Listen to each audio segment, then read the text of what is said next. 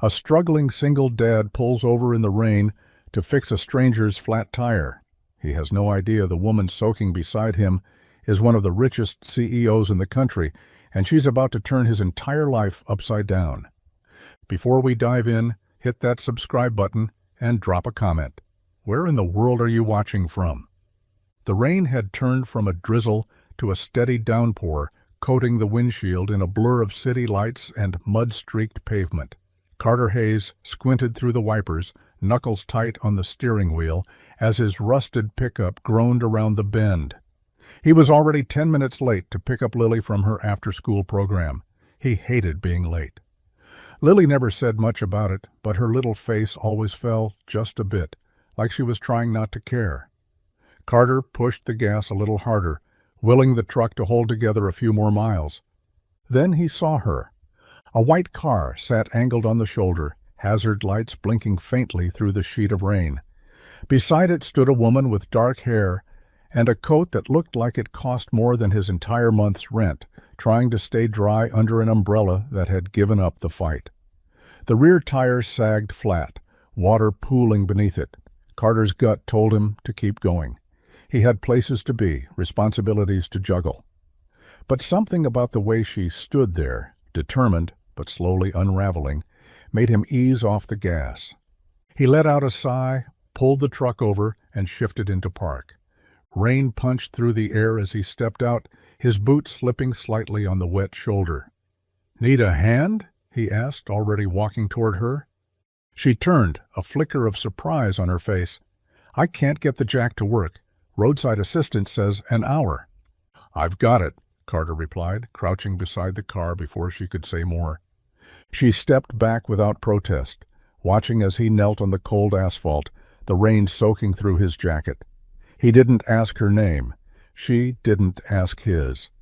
Some moments didn't need introductions. 15 minutes later, the spare was on, and Carter stood, water dripping from his hair. "You're set." "Thank you," she said softly, like the words weren't enough. Carter gave a small nod. "Drive safe." Then he turned, climbed into his old truck, and pulled away, unaware that a soaked, stunned billionaire was left standing there, watching him disappear, and realizing she might not be able to forget him if she tried. The rain didn't let up. If anything, it thickened, like the clouds had decided to wring themselves dry all at once. Carter's jacket clung to his back, and the water running down his face felt more like a steady faucet than a drizzle. Still, he stayed crouched by the tire, his hands slick but sure. He'd fought rusted lug nuts and worse, but the stubbornness of this flat was starting to test his patience.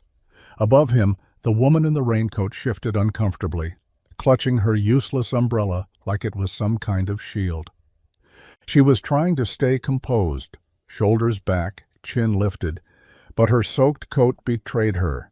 It was the kind of fabric you'd see in high-end catalogs, meant for light strolls in dry weather, not torrential breakdowns on back roads.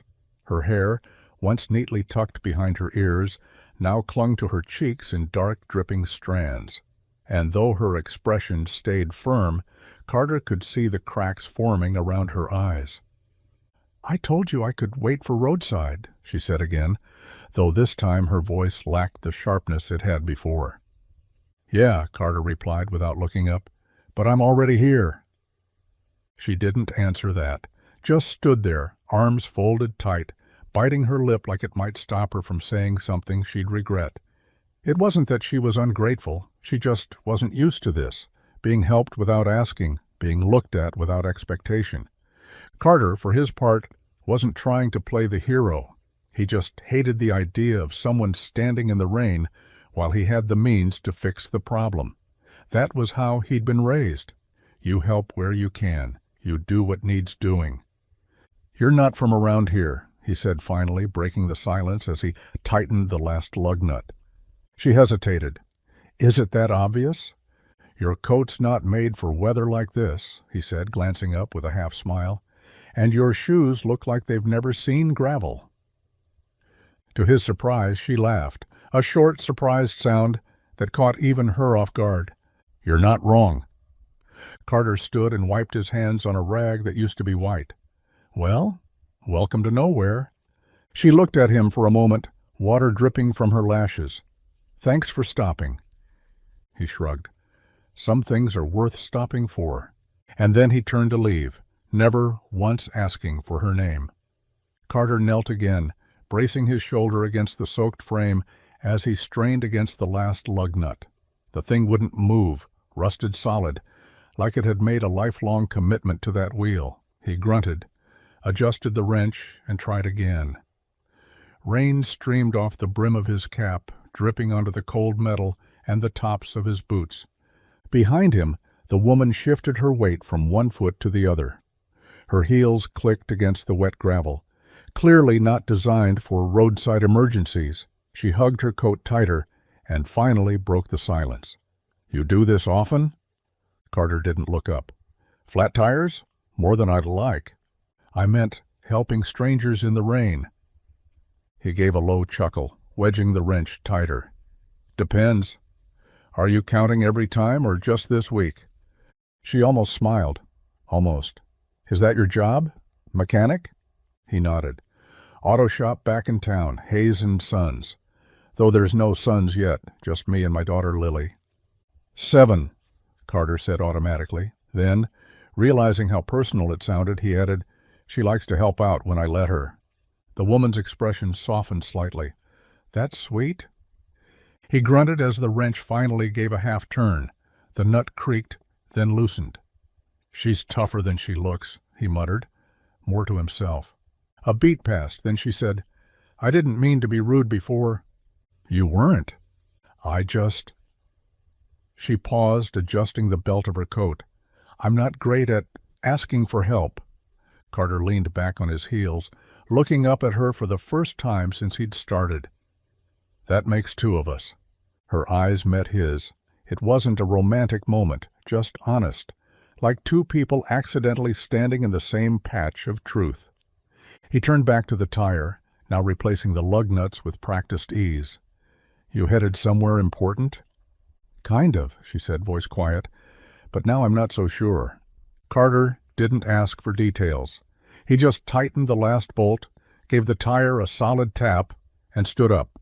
"Well," he said, brushing rain off his arms, "wherever it was, at least you'll get there in one piece." She didn't answer right away, just looked at him like she wasn't used to this kind of conversation, one that asked for nothing, yet somehow said everything. The spare was on, tools packed. The rain had thinned to a mist, clinging to the air like a breath not yet exhaled. Carter gave the tire one last nudge with his boot, making sure it was snug. He stepped back, hands on his hips, breathing through the ache in his shoulders. He was soaked, smeared with grease and grit, and still had half a day's work waiting for him. But for now, the job was done. The woman brushed damp strands of hair from her cheek and walked over, digging into her coat pocket. Out came a slim black wallet, sleek, expensive, probably custom-made. She pulled out a few crisp bills, held them out with a grateful nod. "Please, for your time." Carter shook his head without hesitation. "No need." She blinked. "I insist." He glanced at the money, then at her, and offered a lopsided shrug. "It's just a tire. You were stuck. I had a wrench. Simple math." Her hand lingered in the air for a moment before falling back to her side. Not everyone would have stopped. "Maybe not," he said, reaching into his truck bed for a rag. "But they should."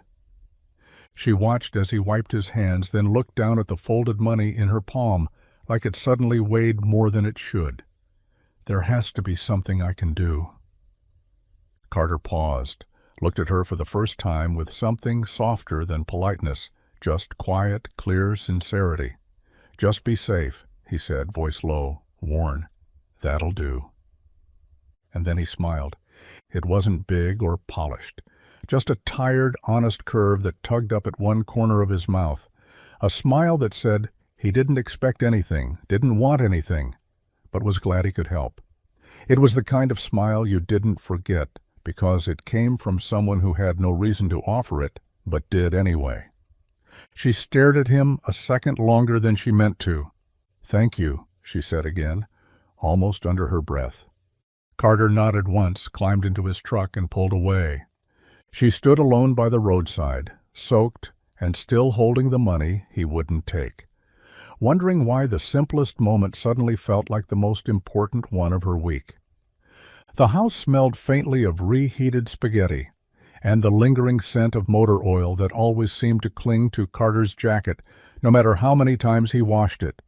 The furnace kicked on with a low rumble, pushing warm air through the vents as the windows fogged from the contrast of cold rain outside and the comfort of home within.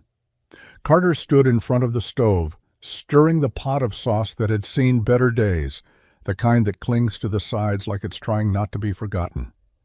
Lily sat at the kitchen table, legs swinging beneath the chair, a crayon gripped tightly in her small hand as she colored a picture of what looked like a unicorn flying over a farm. She hummed softly to herself, completely unaware of the tired weight in her father's shoulders. "You remembered the garlic bread this time?" she asked, without looking up. Carter chuckled, setting the wooden spoon down. "Only burned it a little." "That's okay," she said cheerfully. "I like it crispy." He grabbed two mismatched plates from the cupboard, moving slowly, deliberately. His back ached from kneeling in the rain. His boots were still damp, and yet he didn't say a word about the woman. Not her flat tire, not her fancy coat, not her voice, soft but clipped. Not the way she'd looked at him when he refused her money. Some things weren't worth bringing into a quiet night. "Fork or spoon tonight?" he asked, sliding the noodles onto her plate. "Spoon. More sauce that way." She grinned.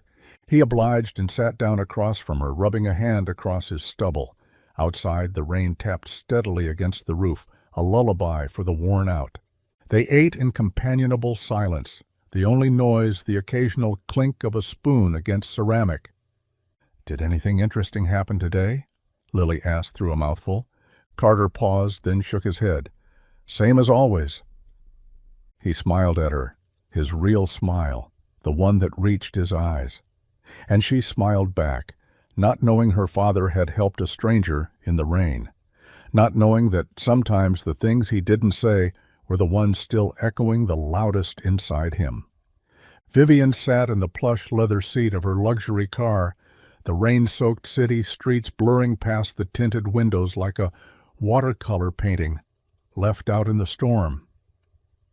The warmth of the cabin was a sharp contrast to the chill that had settled deep in her bones, the kind that had nothing to do with weather. Her mind kept drifting back to the mechanic who had knelt beside her car, hands steady despite the rain, voice calm but carrying an unspoken weight. She couldn't explain why his simple words echoed louder than any boardroom meeting or corporate strategy she'd ever heard. Just be safe. Those 3 words had wrapped around her like a lifeline in a world filled with power plays and guarded smiles. There was honesty in his tone, a tired kind of hope she hadn't realized she was craving. Vivian stared out the window, watching a child splash through a puddle, carefree and unaware. That was the life she'd buried under contracts, deadlines, and endless responsibilities. Yet here she was, haunted by a stranger's quiet kindness. Her assistant's voice broke the spell. "Ms. Hartley, the quarterly report is ready. Shall I bring it to you?" She blinked, pulling her thoughts back from the fog. "Not yet. I need a moment." Turning off the ignition, Vivian leaned back, the leather sighing beneath her. Her fingers tapped nervously against the steering wheel, tracing invisible patterns. She was searching for something she couldn't name, something far removed from stock prices or shareholder meetings. The man's eyes, so genuine and unguarded, flitted across her mind. His rough jacket, the worn wrench in his hands, the way he didn't ask for anything in return. She was used to people wanting something from her, control, influence. But he had given her something she hadn't realized she needed, an unexpected moment of realness.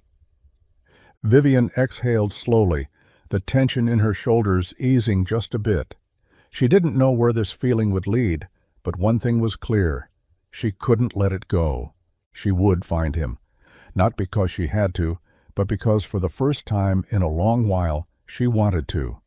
Vivian's search led her far from the gleaming towers of the city, down winding country roads flanked by weathered fences and fields dotted with grazing cattle. The GPS blinked, "You have arrived," but all she saw was a modest building squeezed between a faded diner and a dusty feed store. No flashy sign hung above the door, just a faded banner stretched across the front that read, "Hayes & Sons Auto Repair." The garage looked like it had been there for decades. The paint peeled in places, and the parking lot was a patchwork of gravel and dirt, scattered with the occasional oil stain. A few pickup trucks and beat-up sedans were lined up like old friends waiting for a tune-up, their owners chatting lazily nearby. Vivian parked carefully and stepped out, the smell of motor oil and rubber hitting her immediately. The garage door was open, revealing a cavernous workspace filled with toolboxes, grease-streaked rags, and the comforting clang of metal on metal. Carter Hayes was there, sleeves rolled up, focused on the engine of a battered truck, his hands moving with practiced ease. A group of locals gathered around him, waiting patiently as he explained what was wrong with their vehicles in simple, honest terms. No jargon, no sales pitch. They nodded along, trusting him completely. It was clear he wasn't just fixing cars, he was taking care of people. Vivian watched from the doorway, feeling a strange mix of admiration and humility. This was a world so far removed from her own, the sharp edges and high stakes of boardrooms replaced by genuine connections and steady, reliable work. She thought back to the rain-soaked moment when he'd helped her, his smile tired but real. This place, this man, it was as if she'd stumbled into a pocket of truth she hadn't known existed. Summoning her courage, she took a step inside, determined to see what lay beneath the grease and grit. She wasn't sure what she was looking for, maybe a sign, maybe a story, but something told her this was just the beginning. The bell above the garage door jingled softly, cutting through the usual clatter of wrenches and engines. Carter looked up from under the hood of a rusty pickup, expecting the familiar face of a regular customer or a neighbor stopping by for a chat. Instead, his eyes locked onto her, the woman from the rain.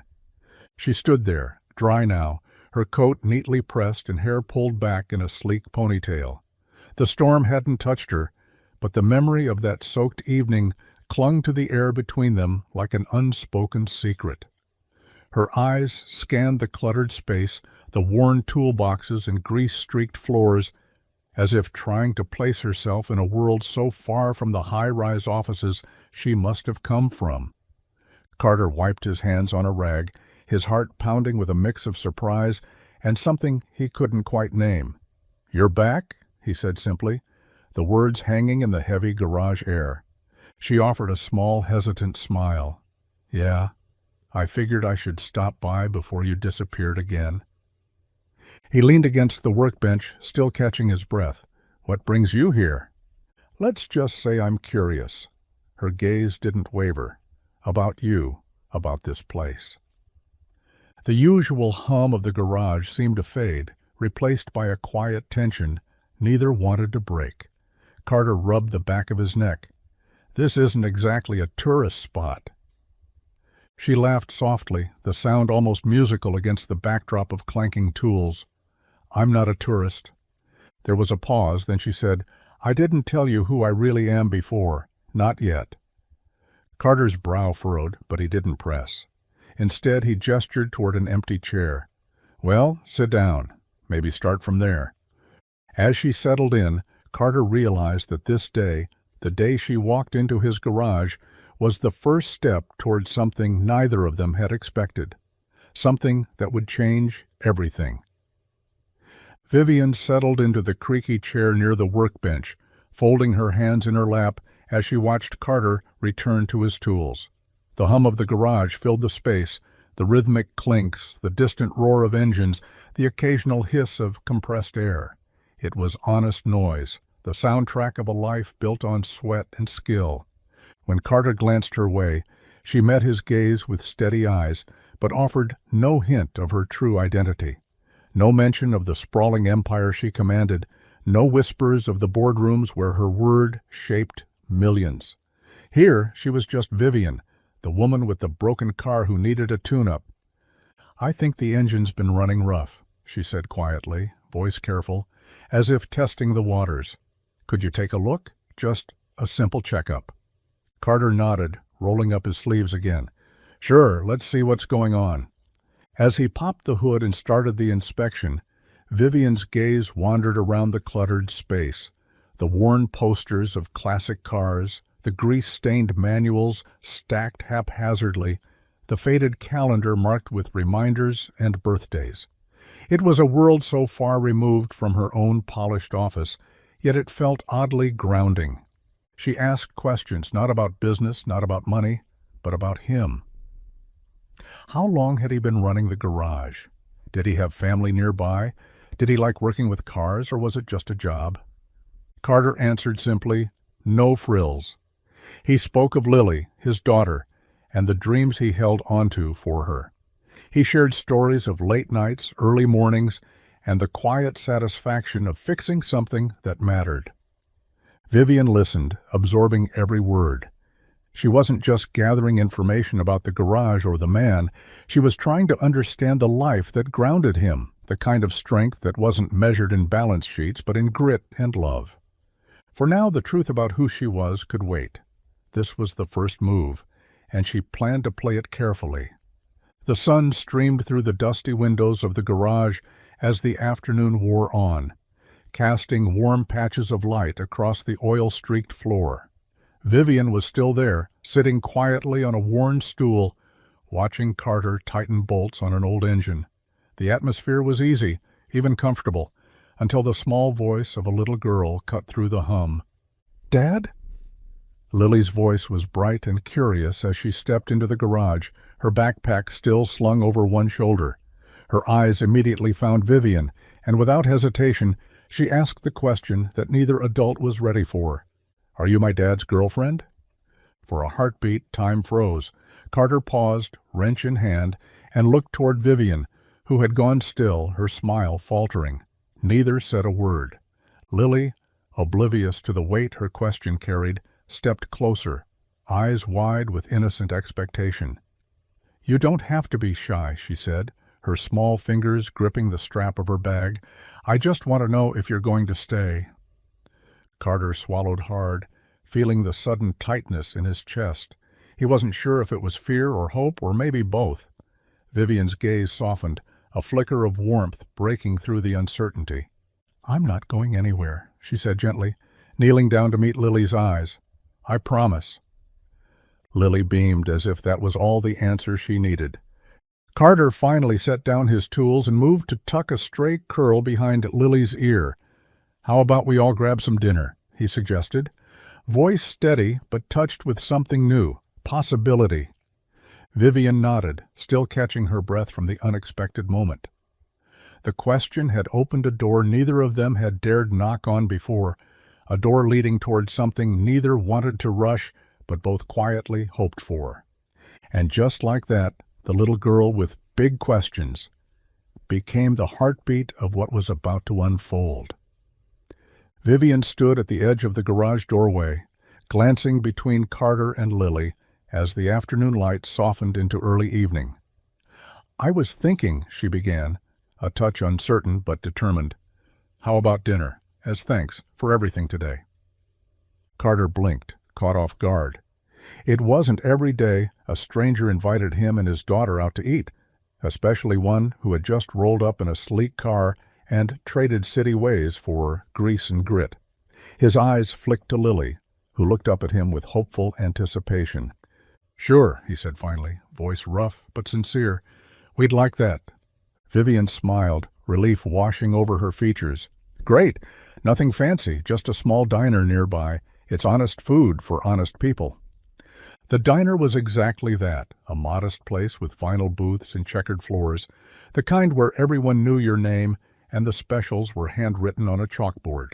They settled into a corner booth, the smell of frying bacon and fresh coffee wrapping around them like a warm blanket. Lily's eyes sparkled as she studied the menu, but Carter kept his gaze on Vivian. trying to read between the lines of her polite smile and casual conversation. The meal came slow but steady, eggs cooked just right, toast with butter melting into every crumb, and thick slices of bacon that crackled with flavor. It was humble food, simple and unpretentious, but it carried a weight of comfort neither expected. Between bites, they traded stories. Lily proudly recounting her school day, Vivian sharing snippets of a childhood far from the spotlight, Carter speaking softly of his dreams for his daughter. No grand gestures, no forced laughter, just three people sharing a meal, their walls slowly lowering with each honest word. As the waitress cleared their plates, Vivian caught Carter's eye and said quietly, "Thank you for trusting me." He nodded, something unspoken passing between them. It wasn't a date. It was something quieter, something real, a small moment of connection in a world too often rushed and hollow. And for that night, it was enough.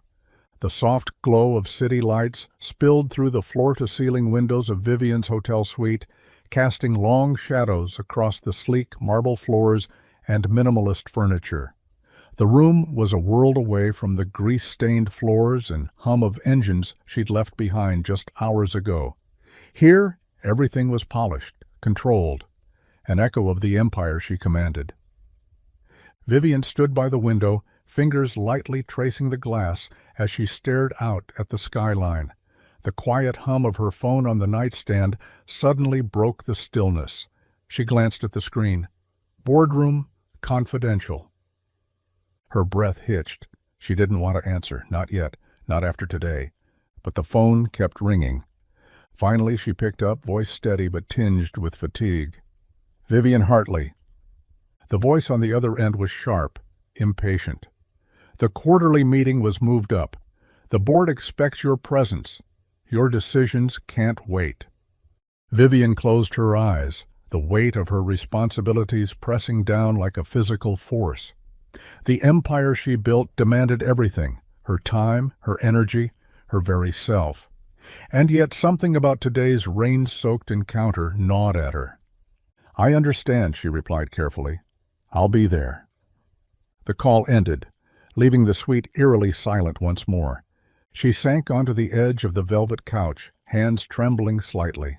For the first time in years, she felt a pull towards something uncharted, a life beyond balance sheets and boardrooms, but the empire wouldn't wait. Not yet. Vivian's fingers brushed the raindrop-shaped pendant hanging around her neck, a small reminder of the woman she had been before power became her world. Outside, the city pulsed with relentless energy, but inside Vivian was caught between two lives, the one she ruled and the one she was beginning to crave. The phone buzzed again. She let it ring. Vivian stood just outside the garage, the afternoon sun filtering through the dusty air as she watched Carter move with quiet purpose. A battered sedan had sputtered to a halt on the side of the road nearby, its driver struggling with a hood and a pair of jumper cables. Without hesitation, Carter approached, sleeves rolled up, hands already reaching for the cables, as if born to solve this exact problem. She watched as he crouched beside the car, his voice calm and steady, explaining what he was doing as much to himself as to the grateful driver. There was no impatience in his tone, no hint of superiority, just a genuine willingness to help, plain and simple. The stranger's relief was palpable, and when the engine roared back to life, Carter simply smiled and waved the man on, refusing any offer of payment or thanks beyond a heartfelt nod. He didn't glance in Vivian's direction once, completely absorbed in the task and unaware that she was observing from the shadows. For Vivian, it was a revelation. In a world where favors often came with strings attached and kindness was a currency traded cautiously, here was a man who fixed more than cars. He fixed moments of desperation, quietly and without expectation. Her chest tightened as she realized how rare that was. Here was someone whose worth wasn't measured by the deals he closed or the numbers he managed, but by the simple acts of decency he offered strangers every day. The rain-soaked moment from days before returned to her, the way Carter had refused her money, The tired smile he wore like armor. It all made sense now. This man didn't just fix things. He restored faith. Vivian stepped forward, the faintest smile touching her lips. This was the kind of person she needed to know. Vivian sat cross-legged on the faded couch in Carter's modest living room, the soft hum of the old heater filling the quiet space. Lily was curled up beside her, clutching a worn stuffed rabbit, eyes wide and curious as she traced the delicate lines of Vivian's face with a tentative finger. The afternoon sun filtered through the lace curtains, casting gentle patterns that seemed to soften the edges of the world outside. For a long moment, Vivian said nothing, gathering the courage to speak in a voice that felt unfamiliar, less the CEO in command and more a woman trying to find her way. "Lily," she began softly, "sometimes even grown-ups get lost." The little girl tilted her head, eyes searching. "Lost? Like when you forget where you put your shoes?" Vivian smiled, a wistful curve. "Kind of like that. But sometimes it's not shoes. It's feelings or what you want or who you are. It can be confusing, even scary." Lily's grip tightened on the rabbit. "Do you get scared?" "Sometimes," Vivian admitted. "But that's okay, because it means you're trying.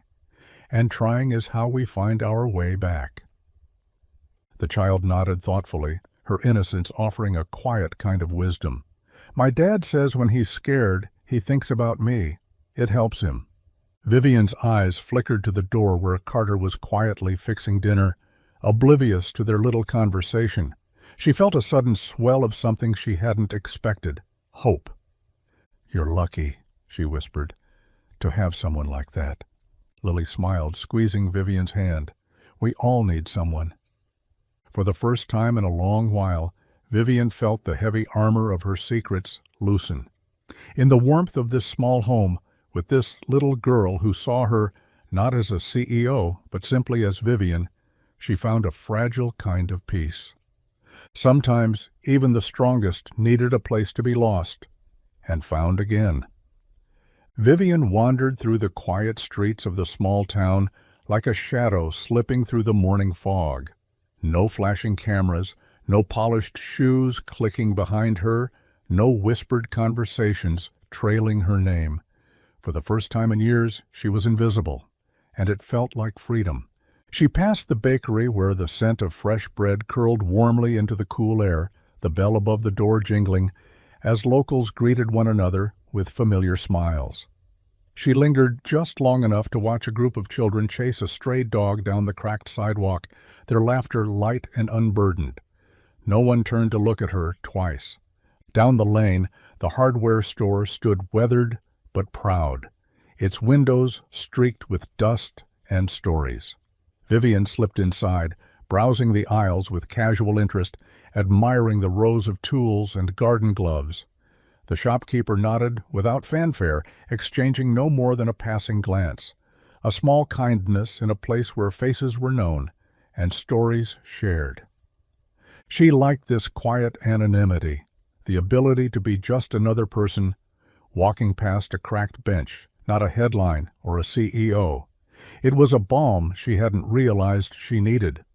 At the town square, Vivian stopped to watch a couple sitting on a worn park bench, their hands intertwined in the kind of simplicity that felt foreign but deeply comforting. She breathed in the crisp air, feeling the pulse of a community rooted in honesty and care. Her phone buzzed silently in her pocket, a reminder of a world waiting beyond these streets. But for now, she let it lie. Vivian smiled to herself, the weight of her secrets feeling lighter here, where no one knew her name, and that was exactly how she wanted it. The night air was thick with the scent of damp earth and distant rain as Carter paced the cramped waiting room of the town clinic. His fingers drummed nervously on the vinyl chair armrest, every tick of the clock stretching longer than the last. Lily lay on the examination table, cheeks flushed bright red, eyes glassy with fever. She was shivering despite the thin blanket draped over her small frame. Carter's mind raced through worst-case scenarios, every shadow of doubt gnawing at him like a silent storm. Just as exhaustion began to settle in, the clinic door creaked open quietly. Vivian stepped inside, arms laden with a small bag of supplies, a bottle of medicine, a folded wool blanket, and a paper bag filled with homemade soup. Her coat was damp, hair pulled back tightly, but her eyes held steady warmth. Without a word, she approached Carter and set the items down gently. "I thought these might help," she said softly. He looked up, startled, but too tired to question how she knew where to find them. Instead, he gave a tired nod of thanks, his guard lowered by the quiet sincerity in her voice. Vivian crouched beside Lily, brushing damp hair from the girl's forehead and whispering soothing words. The tension in the room eased, replaced by a fragile calm that only small acts of kindness could bring. Carter watched, a knot in his chest loosening. He still didn't know much about Vivian, but tonight he didn't need to. In this moment, she was simply someone who cared. As the nurse returned with a thermometer and gentle smiles, Carter realized that sometimes help came when you least expected it, and from places you never thought to look. The sun was just beginning to dip below the horizon, casting long shadows over the gravel road as Carter turned the key in the ignition one last time. The engine sputtered, a desperate cough that faded into silence. The old truck, faithful for years but showing its age, had finally given up. Carter sighed, slumping back in the seat, frustration mixing with exhaustion. How was he supposed to get Lily to her dance recital now? Before he could even reach for his phone, the familiar hum of tires on gravel signaled Vivian's arrival. She pulled up smoothly in her sleek black sedan, windows fogged from the cool evening air. "Need a lift?" she called out, already stepping out into the fading light. Carter hesitated but nodded, grateful despite the awkwardness. Lily climbed into the back seat, eyes wide with excitement about the recital, momentarily forgetting the truck's betrayal. Vivian smiled warmly as they settled in, the quiet hum of the car a stark contrast to Carter's broken-down beast. For a moment, the tension melted into shared stories and soft laughter. But fate had other plans. As they pulled onto the highway, the engine began to sputter, then cough, a mirror of Carter's truck moments before. The car slowed, then coasted to a reluctant stop on the shoulder. Vivian's confident smile flickered, replaced by a sheepish grin. "Looks like my car wanted to feel included." Carter laughed, shaking his head. "Guess we're even now." They climbed out into the cool night air, the city lights twinkling distantly as they popped the hood. Together, under the glow of the sedan's headlights, they leaned over the engine, two strangers connected by broken machines and unexpected moments. Sometimes life's detours weren't about the destination, but the company you kept along the way. The sky, once clearing, had darkened again, heavy clouds gathering as if the storm wasn't quite finished. Rain began to fall softly at first, then heavier, drumming steadily against the pavement as Carter and Vivian stood beside the broken-down car, the glow from nearby streetlights flickering through the sheets of water. Neither spoke as they closed the hood, exchanging a glance that said, without words, they were in this together, whatever this was. Without waiting for an offer or invitation, they started walking down the quiet street, the rhythm of their steps matching the steady patter of rain around them. Their coats quickly soaked through, hair plastered to their faces and necks, shoes squelched in puddles, and the cold seeped in, but neither cared. The world had narrowed to the sound of rain on their shoulders and the simple act of moving forward side by side. Vivian lifted her face to the sky, letting the water wash over her, eyes closed. A small laugh escaped her lips, unguarded and genuine, breaking the stillness. Carter glanced over, surprised, then smiled, a rare, easy smile that crinkled the corners of his eyes. "You like the rain?" he asked, voice low. "Sometimes," she said, her voice soft but sure, "when it's not trying to drown you." He laughed quietly, nodding. "Yeah, I get that."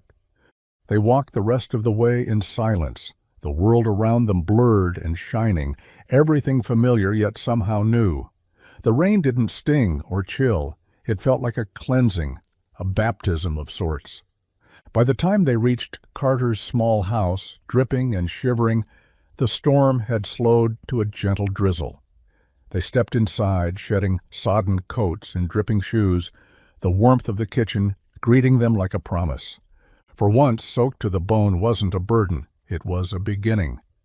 The morning sun spilled softly through the kitchen window, casting a golden glow over the cluttered counters and worn wooden table.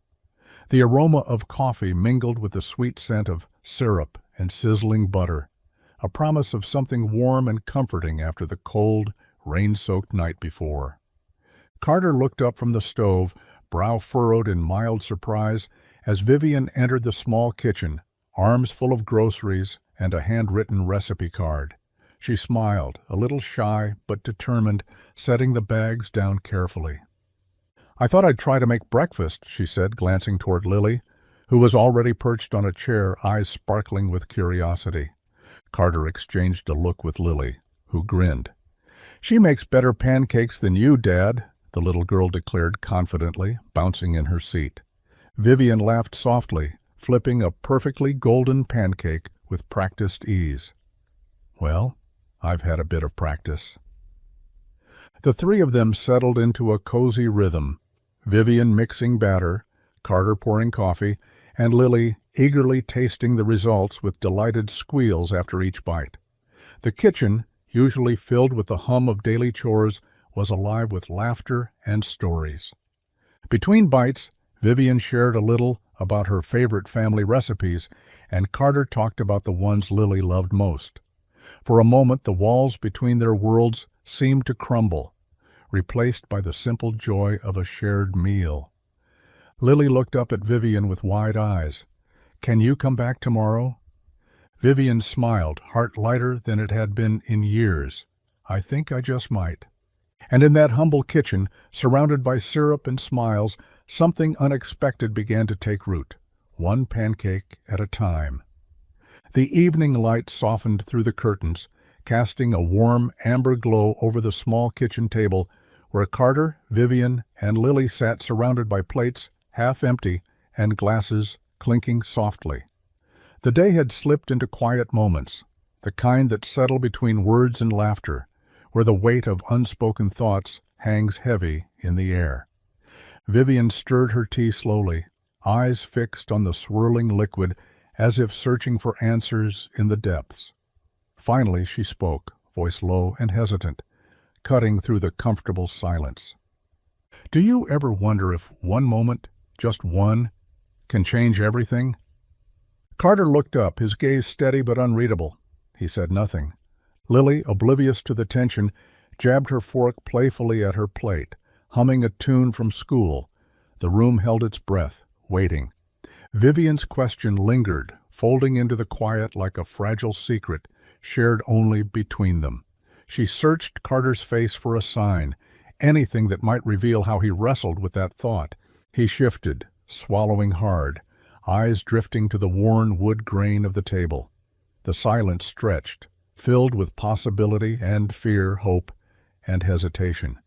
Finally he spoke, voice rough but certain. "Maybe. But sometimes it's the moments you don't expect that end up meaning the most." Vivian nodded, a small smile breaking through the weight of the night. No more questions. No need for answers yet.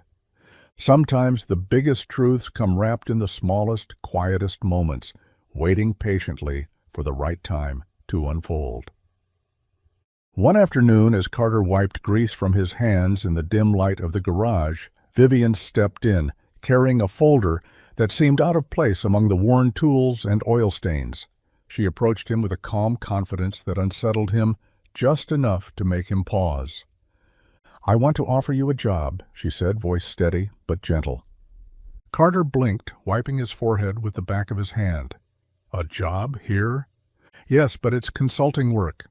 I think your skills and perspective could make a real difference." She handed him the folder, its crisp pages filled with proposals, plans, and possibilities. He flipped through the papers, the numbers and ideas, foreign yet intriguing. Why me? And why now? Vivian hesitated, choosing her words carefully. Because you understand things most people in my world don't. You see what matters beyond profits and headlines. Carter looked up, suspicion clouding his eyes. Look, I don't want charity. It's not charity, Vivian said firmly, meeting his gaze. It's respect. He studied her for a moment, searching for hidden motives, for strings attached. Finding none, he closed the folder slowly. I'll think about it. Vivian smiled, relief and hope mingling in her expression. That's all I ask. As she left the garage, Carter felt a strange mix of uncertainty and possibility. This wasn't just a job offer. It was a doorway to something new, something he never expected, but suddenly couldn't ignore. The small-town newspaper landed on Carter's doorstep like any other morning, its familiar rustle mingling with the crisp autumn air. He grabbed the folded pages without much thought, expecting the usual community news and weather updates. But when he opened it, his eyes caught something that made him freeze. There, front and center on the cover, was a glossy photo of Vivian Hartley, the woman who had slowly become a part of their lives. Her confident smile and poised gaze belonged to a world far removed from the grease-stained garage and humble kitchen they shared. The headline read, Hartley Auto CEO steps into new role, visionary leader and philanthropist.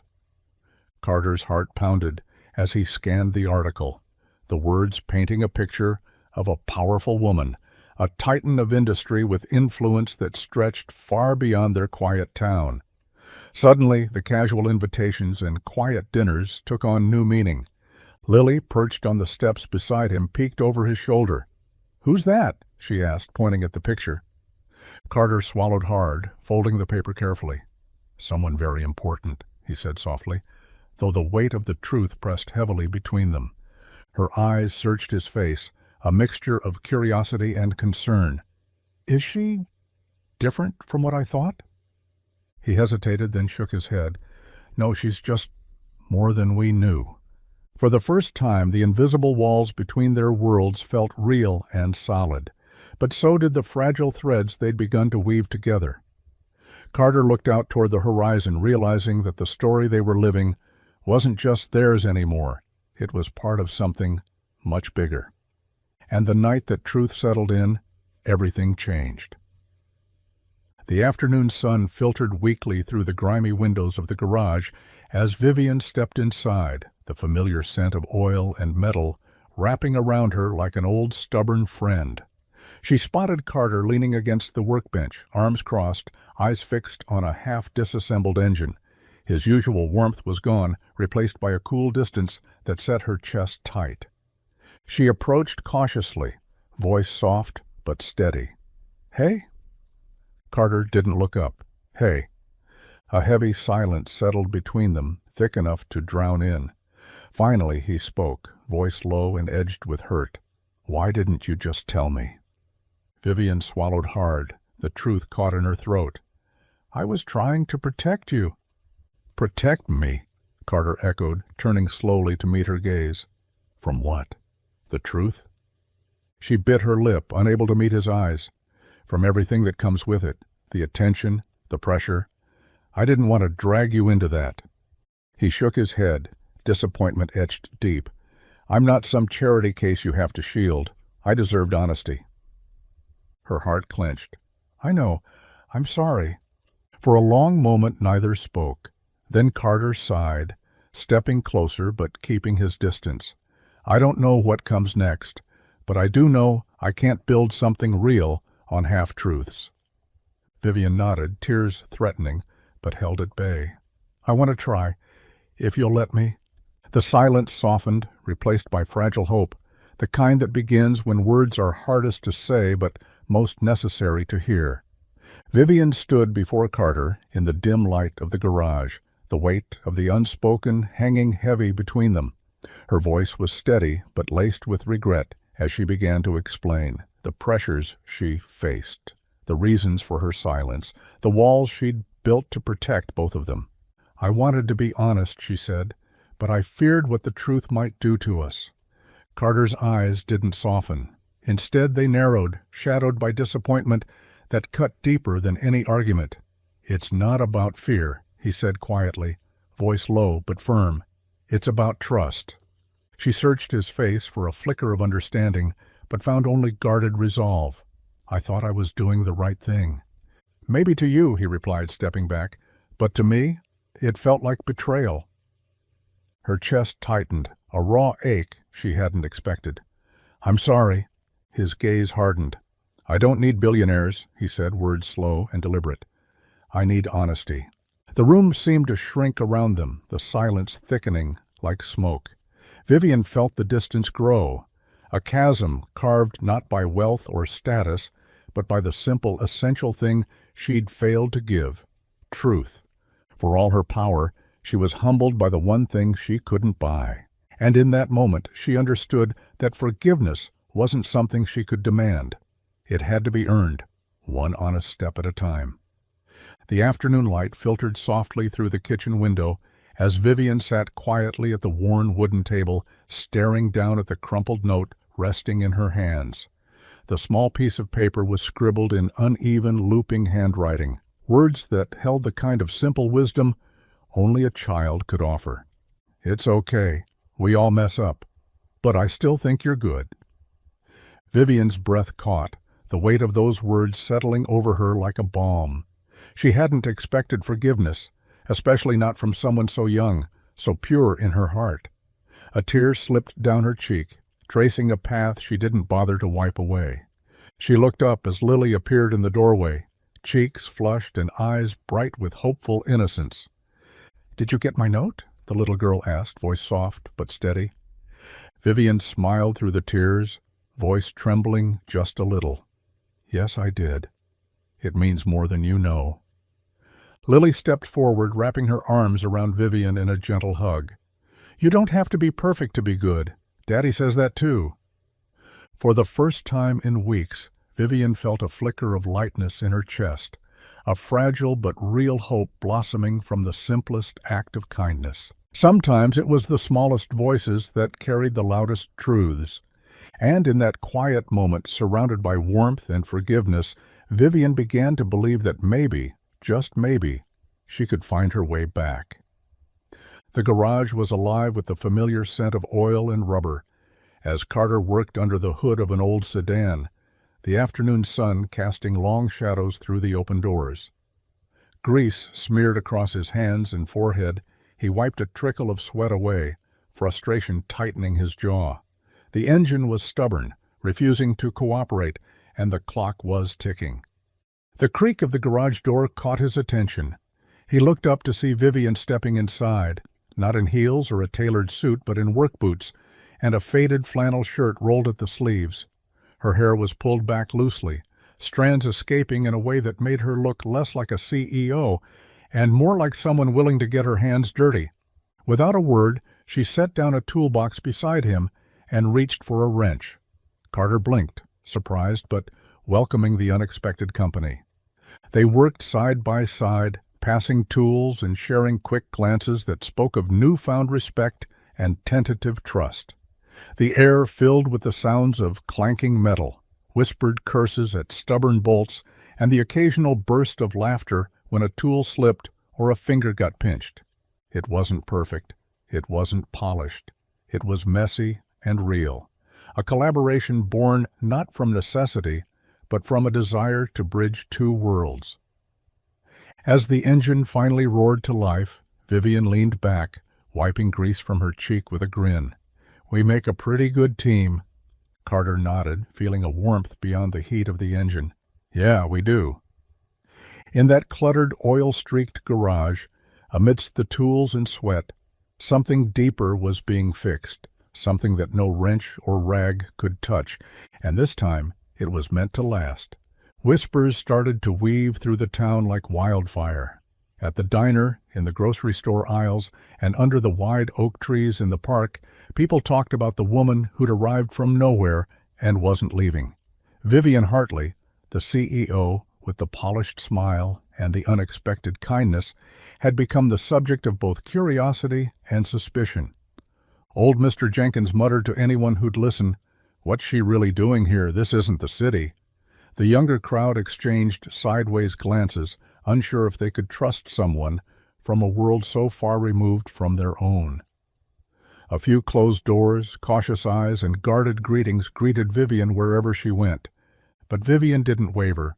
She showed up early at the community center, lending a hand to repaint the faded walls. She listened intently to farmers' stories, asked questions without judgment, and offered help without expectation. When the library needed new books, she quietly donated funds. Not flashy, just enough to make a difference. When a storm tore through the edge of town, Vivian was there helping neighbors clear debris before anyone asked. Slowly, the walls that guarded the town's heart began to crack. People saw her not as an outsider, but as a neighbor, flawed, earnest, and willing to stand beside them through thick and thin. At the Saturday market, Mrs. Callahan handed Vivian a basket of fresh tomatoes with a nod of acceptance. The kids waved without hesitation when she walked past. Even Mr. Jenkins stopped grumbling long enough to offer a reluctant smile. Vivian's presence was no longer a question mark, but a quiet certainty. And as the town opened its arms, she found a home she hadn't known she'd been searching for. The late afternoon sun cast long golden shadows across the living room as the three of them settled into the worn couch, a quiet warmth filling the space. Lily was nestled between Carter and Vivian, her small hand slipping naturally into Vivian's as she leaned against her side. The easy comfort of the moment was something none of them had dared to expect. As the conversation drifted lazily from school projects to silly stories, Lily's voice broke the calm with an innocent question. "Mom, can you help me with my homework?" Vivian froze, the word hanging in the air like a fragile glass ornament caught in mid-fall. Carter's smile faltered, eyes widening slightly, his hand tightening around Lily's. Neither spoke. Neither corrected. Lily's gaze flicked between them, satisfied with the silence, and she continued, "I'm stuck on this math problem." Vivian smiled gently, brushing a stray curl from Lily's forehead. "Of course, sweetie. Let's figure it out together." Carter exhaled quietly, the tension easing as he realized the moment had passed without fracture. What Lily had said wasn't just a slip of the tongue, it was a turning point. In that soft, unguarded exchange, the three of them found a new kind of family, one built not on titles or expectations, but on trust, presence, and the simple act of belonging. And as the evening light faded into night, Vivian understood that sometimes the most meaningful bonds were the ones we didn't plan for, but welcomed anyway. Early one crisp morning, before the sun had fully stretched its golden fingers across the town, a small crowd gathered outside the garage. Word had spread. Something was happening. Something different. The air buzzed with quiet excitement, neighbors drawn by curiosity, and a shared sense of hope. Carter stood beside Vivian, both of them watching, as a freshly painted wooden sign was hoisted above the garage door. The letters, bold and proud, spelled out a new name, Turner and Hartley Auto. Below it, in smaller script, read the motto they had chosen together, "Built on grit, fueled by grace." The sign wasn't just wood and paint, it was a symbol, a testament to the hard work, the second chances, and the unlikely partnership that had grown from a chance meeting in the rain. It was proof that even in a town shaped by struggle, something new could take root, stronger and more beautiful than anyone expected. Neighbors clapped softly, smiles spreading like sunrise. Old Mr. Jenkins nodded approvingly, wiping his hands on his pants as he said, "That's a sign of real change." Vivian felt a warmth in her chest, a quiet pride that came not from titles or power, but from belonging. Carter's hand found hers, fingers intertwining with a promise unspoken but deeply understood. The garage had always been a place of fixing engines and broken parts. Now it was a place where lives were repaired too. And as the morning light bathed the sign in hope, everyone knew this was only the beginning. The evening air was cool and still, carrying the faint scent of pine and distant rain. Carter and Vivian sat side by side on the porch steps of the little house that had slowly become their sanctuary. The world beyond seemed to hush itself, leaving just the two of them wrapped in a quiet kind of peace. Carter reached beside him and picked up a simple ceramic mug, worn at the edges but sturdy and familiar. The words were painted in faded blue letters. "Home is wherever I'm with you." He turned the mug toward Vivian, eyes steady and full of something deeper than words. Vivian's breath caught, a tear slipping down her cheek before she could stop it. She opened her mouth to speak, but no words came, only the weight of the moment, heavy and beautiful. He didn't kneel. He didn't pull out a ring or make grand promises. This was no spectacle, no dramatic gesture, just a mug, a truth, and a quiet declaration that said more than any speech ever could. Vivian reached out, her fingers brushing against his, trembling with emotion. "That's perfect," she whispered. Carter smiled softly, his own eyes glistening. "I don't need fancy words or shows, just you and this place. That's enough." She leaned into him, the tears flowing freely now, a mixture of relief, joy, and love. In that simple moment, surrounded by the soft glow of porch light and the gentle night, they found a promise that was real, lasting, and true. And sometimes, that's all anyone ever needs. The sun dipped low behind the rolling hills, painting the sky in shades of amber and rose. On the porch swing of the little house, Carter, Vivian, and Lily sat side by side, the gentle creak of the swing blending with the whisper of the evening breeze. No music played, no crowds gathered, just the quiet comfort of three people who had chosen each other. Lily rested her head against Vivian's shoulder, fingers entwined with hers, while Carter's arm draped protectively around both of them. The weight of the day's worries seemed to lift, replaced by a peaceful kind of belonging that didn't need words or promises. They watched as the last rays of sunlight slipped away, leaving behind a sky full of stars, each one a small beacon of hope, a reminder that sometimes the simplest moments carry the deepest meaning. No wedding bells, no grand declarations, just a family formed not by ceremony, but by shared love, trust, and quiet resilience. And in that gentle twilight, they became exactly what they were meant to be, together. Years later, children wandered past the little house on the edge of town, their voices low and full of wonder. They called it the place where love lives. A story passed down like a secret treasure, tales of kindness, courage, and a family built on more than blood. They whispered about the girl who used to watch cartoons through the window, sitting quietly on the porch, dreaming of a life that seemed just out of reach. They didn't know her name, but they knew her heart, the way it opened slowly to the woman who came not as a stranger, but as something far greater, a mother. Neighbors smiled when they heard the stories, some shaking their heads in disbelief, others nodding with knowing eyes. The little house stood as a beacon, a reminder that families weren't always made by birth, but by moments of grace, by choices made in rain and quiet kitchens, by love that dared to stay. And so the legend grew, of a man who fixed more than cars, a woman who found her way home, and a girl who found a family in the most unexpected place. In that story, the town found hope, and in their hearts, so did everyone who heard it.